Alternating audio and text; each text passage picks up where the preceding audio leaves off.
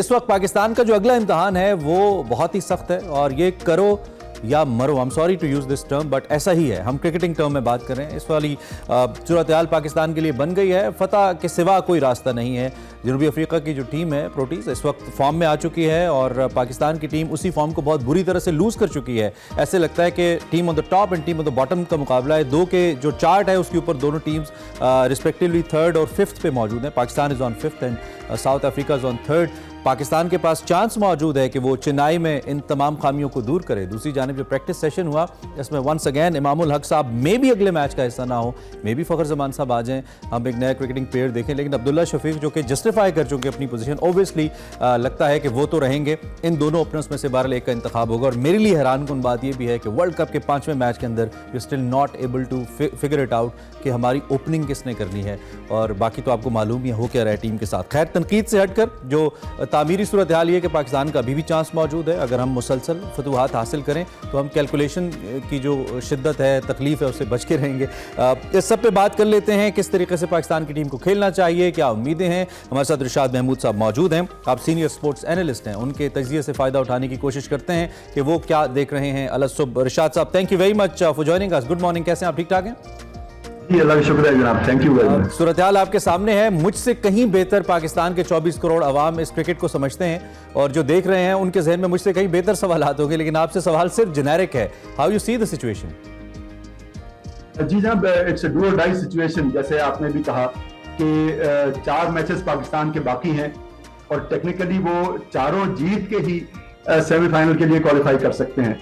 तो इतने जबरदस्त ओपोनेंट्स भी सामने मौजूद हैं। इंग्लैंड है, साउथ अफ्रीका है, न्यूजीलैंड है और बांग्लादेश भी है। तो इस वजह से बहुत ही टफ इक्वेशन है, डेफिनेटली, इसमें कोई शक नहीं। एक आग का दरिया है और डूब के जाना है, ये सूरत हाल है। तो क्या तैरना आता है हमें और तैराक ठीक है हमारे पास इस आग के दरिया में उतरने के लिए और फिर तैरने के लिए? जी जी, अच्छा जब मैं इसमें ये कहूंगा कि इसमें अनफॉर्चुनेटली पाकिस्तान की जो टीम सिलेक्शन जब हुआ था उसमें बेंच स्ट्रेंथ हमारी वीक है। यानी अगर आप हारिस रऊफ इतने रन्स दे रहे हैं, एक्सपेंसिव साबित हो रहे हैं, तो उनकी जगह किसको लाएं? वसीम जूनियर को लाते हैं तो वो उस लेवल के बॉलर नहीं है वसीम जूनियर के कोई ब्रेक थ्रू करें, लेकिन अब चॉइस कोई है नहीं। मैं समझता हूं कि हारिस रऊफ की जगह वसीम जूनियर को लाना चाहिए, इस वजह से कि हारिस रऊफ बहुत ज्यादा रन कंसीड कर रहे हैं जो पाकिस्तान को हर्ट कर रहे हैं एक्चुअली। और इसके अलावा मोहम्मद नवाज का भी मेरा ख्याल है कमबैक हो सकता है, क्योंकि साउथ अफ्रीका जो 2 मैचेस पाकिस्तान से वर्ल्ड कप में हारा है उसमें हमेशा स्पिनर्स ने उनको वो टेम किया। तो रिशाद साहब, हम अपने तज्जियों में कहीं सिलेक्टर्स के साथ कोई ज्यादती तो नहीं कर रहे हैं? मैं बॉलिंग के कॉन्टेक्स्ट में बात कर रहा हूं। हमने कभी हारिस रऊफ की सिलेक्शन पे तनकीद नहीं की, हसन अली पे की। हसन अली परफॉर्म कर गए तो मेरे और आपके फेवरेट हैं। फेवरेट इन अ सेंस हम उनको ग्रेस मार्क्स दे रहे हैं क्योंकि ही इज फाइन, और हारिस पे तनकीद कर रहे हैं और ये तनकीद ऑब्वियसली बराह रास्त हिट करी है सिलेक्शन कमेटी को। तो अल्टीमेटली क्या ऐसा तो नहीं है कि सिलेक्शन करने वालों ने सिलेक्शन ठीक की, लेकिन अगर प्लेयर्स ग्राउंड के अंदर परफॉर्म नहीं करे तो सिलेक्शन कमेटी को हम खामखा दोष दे रहे हैं, खासतौर पर बॉलिंग को लेकर? ऐसा तो नहीं है? नहीं जनाब, ऐसा नहीं है एग्जैक्टली, क्योंकि देखिए जो शुरू से कहा जा रहा था, जो अब आपको पता है कि फॉर्मर क्रिकेटर्स जो हैं मिसबाह, शोएब मलिक, हाफिज, इन लोगों के भी बयान इस सिस्टम में आए हैं कि एक स्पेशलिस्ट स्पिनर अब्रार अहमद को लेने की बात हो रही थी, बहुत उस पर बहस भी हुई। और उसके अलावा जमान खान जो डेथ ओवर्स में बहुत एक्सीलेंट बॉलर्स हैं, उन्होंने वार्म अप मैच में पाकिस्तान की बहुत अच्छी बॉलिंग की, तो उनको इग्नोर करके और फिर अब देखिएगा पूरे टूर्नामेंट में सलमान आगा और वसीम जूनियर बाहर ही बैठे रहे हैं और उनको अभी भी कंसिडर नहीं किया जा रहा बिकॉज वो उस कैलिबर के प्लेयर्स लग नहीं रहे। तो ये तो डेफिनेटली सेलेक्टर्स की ब्लंडर्स हैं। लेकिन रिशाद साहब, अल्टीमेटली मैं कोई एडवोकेसी नहीं कर रहा। मैं चाहता हूं कि हम उन पहलुओं पे बात करें जिन पे उमूमी तौर पे नहीं हो रही है। उमूमी तौर पे बॉलर्स के अंदर भी और बैटर्स के अंदर भी अच्छी टीम के अंदर एक आध प्लेयर ऑफ कलर होता है, पूरी टीम ऑफ कलर नहीं होती है। हाँ, उस ऑफ कलर अगर वो मेन स्ट्रीम प्लेयर हो, जैसे इंडिया में विराट कोहली है, तो उसका इंपैक्ट जरूर आता है। तो हमारी टीम के अंदर मैं बॉलिंग स्ट्रेंथ की या पेस बैटरी की बात करूं तो सारे ही ऑफ कलर हो गए। ये कैसे हुआ, ये क्यों हुआ?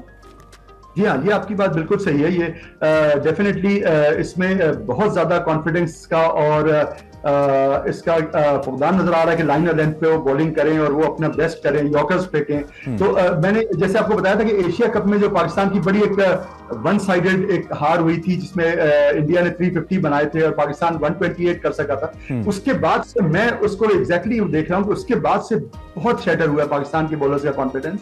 और नसीम शाह बाहर हो गए जो डेफिनेटली एक बहुत अच्छे ओपनिंग बॉलर थे जो कॉम्प्लीमेंट करते थे शाहीन आफरीदी को, वो भी नहीं है। तो डेफिनेटली ये है, लेकिन मैं तो ये समझता हूँ कि कोचेस क्या कर रहे हैं। देखिए मॉन मॉर्कल है, ग्रांट ब्रैडमैन है और सबसे ऊपर विकी आर्थर हैं। अब ये सारे कोचेस ऐसे वक्त में प्लेयर्स को क्यों कोई साइकोलॉजिकल एक पेप टॉक क्यों नहीं दे रहे, एक साइकोलॉजिकल उनको बूस्ट क्यों नहीं दे रहे कि वो इस फेज से निकल आए और मैच विनिंग परफॉर्मेंस दें।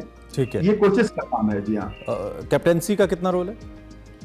जी हाँ, कैप्टनसी का डेफिनेटली रोल है और वो तो अब आप देखिए वाज़े क्वेश्चन मार्क्स आ रहे हैं ऑनेस्टली कि बाबर के ऊपर, और ज्यादा उनको ज्यादा प्रोएक्टिव होना पड़ेगा या बेहतर उनको बॉलिंग चेंजेस करने पड़ेंगे, फील्ड प्लेसिंग्स करनी पड़ेंगी।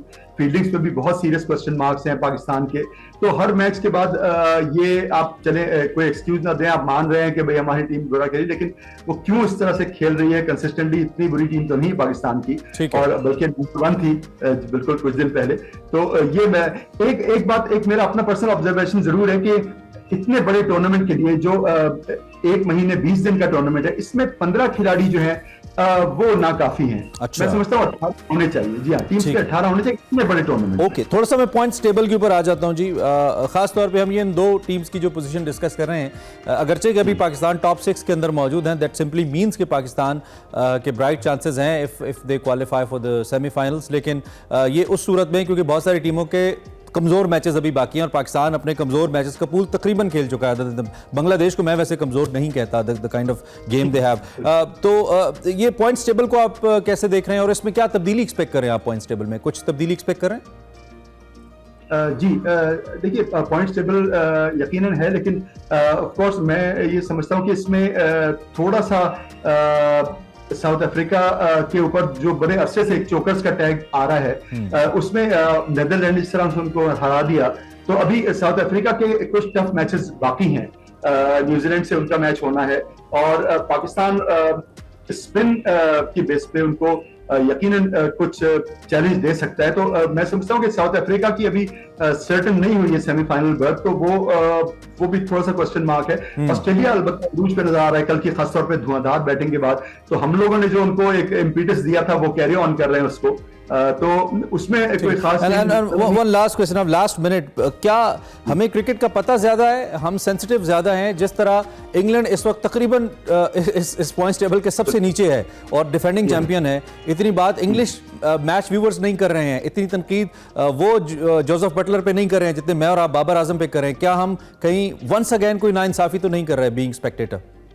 जी नहीं जनाब, असल में वाकई ये बात तो है कि एशियन टीमें दोनों जो हैं पाकिस्तान और इंडिया बहुत ही ज्यादा पैशनेट हैं दूसरी टीम्स के मुकाबले में, लेकिन ये मैं आपको बिल्कुल अश्योर कराता हूं कि वहां पे भी माइक एथर्टन और नासिर हुसैन और बहुत से और लोगों के, माइक सेल्वे वगैरह के तबसरे छप रहे हैं और वो बड़े हैरान हैं। वो स्काई टीवी पे उनकी पूरा पैनल बैठा है, डेविड गावर वगैरह, वो लोग दे आर रियली अमेज्ड कि इंग्लैंड को हुआ क्या है, दे वर एब्सोल्यूट फेवरेट्स। तो ये डेफिनेटली तनकीद हो रही है वहां पे भी, कुछ ना कुछ तो हुआ है। चेक करवाना पड़ेगा हमें कि जय शाह ने जो स्पेस पे ट्रॉफी भेजी थी वहां पे कोई असर हो गया या फिर जो इंडियन बॉलर्स पढ़ के बॉल पे फूंकते रहे उससे कुछ हो गया, लेकिन कुछ ना कुछ तो हुआ है, कहीं ना कहीं तो कुछ हुआ है। थैंक यू जशाद साहब फॉर जॉइनिंग अस। आपने क्रिकेट के ऊपर हमसे बात की।